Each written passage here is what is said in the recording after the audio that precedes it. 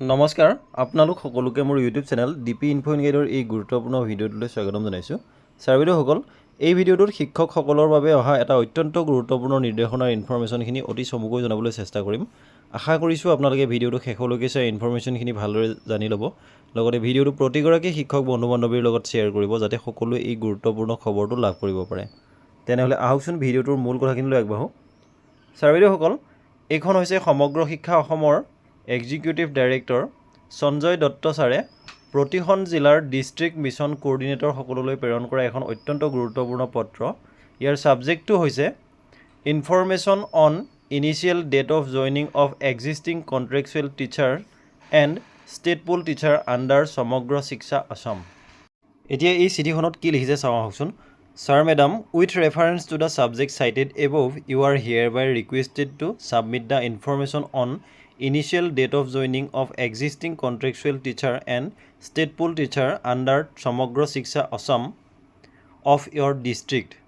The date of joining should be the initial date of joining as contractual teacher and state pool teacher under SSA. You are requested to submit the required information in prescribed format attached herewith. The information may be sent to this office within 27 June 2025.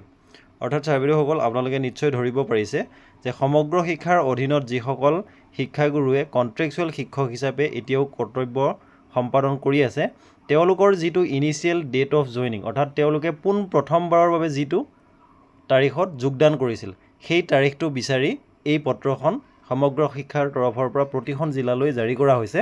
আৰু সমগ্ৰ শিক্ষাৰ অধীনত কৰ্মৰত এই contractual আৰু state পুল শিক্ষকসকলৰ যিটো initial date of joining, সেই ডেট অফ জইনিং যি নিৰ্দিষ্ট ফৰ্মেটত ফিল আপ কৰি ছাবমিট কৰিবৰ কাৰণে কোৱা হৈছে, তাৰ বাবে লাষ্ট ডেটটো নিৰ্ধাৰণ কৰি দিয়া হৈছে। সেইটো হৈছে 27 জুন 2025 তাৰিখ। অৰ্থাৎ 27 জুন 2025 তাৰিখৰ ভিতৰত এই তথ্যখিনি ছাবমিট কৰিব লাগিব। গতিকে ছাৰ বাইদেউসকল, এই গুৰুত্বপূৰ্ণ কথাখিনি এই ভিডিঅ'টোৰ জৰিয়তে অতি চমুকৈ জনাবলৈ চেষ্টা কৰিলোঁ। ধন্যবাদ।